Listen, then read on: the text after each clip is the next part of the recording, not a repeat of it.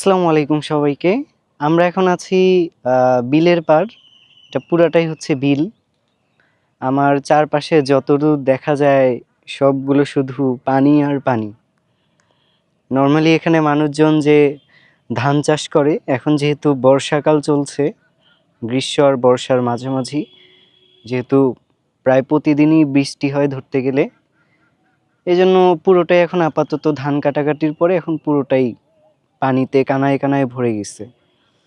আর যেহেতু এটাকে বিল বলা হয়, নর্মালি সবসময় পানি থাকে। আর আপনারা যারা গ্রামে এসে অভ্যস্ত তারা সবসময় দেখবেন যে পুরোটাই হচ্ছে একদম বিল, পানিতে কানায় কানায় পরিপূর্ণ। যারা গ্রাম অঞ্চলে বিশেষ করে হাওর এলাকায় যারা আছেন তারা তো সবসময় পানির সাথে পরিচিত। এই তো, কেমন লাগছে সবাই জানাবেন কমেন্ট করে। আর গ্রামের প্রকৃতি তো বরাবরই সুন্দর। যারা গ্রামে আসেন তাদের অবশ্যই এই প্রকৃতি ভালো লাগার কথা স্বাভাবিক। সবাই জানাবেন আপনাদের কেমন লাগলো। আসসালামু আলাইকুম সবাইকে। আজকের মতো এই পর্যন্ত। আল্লাহ হাফেজ।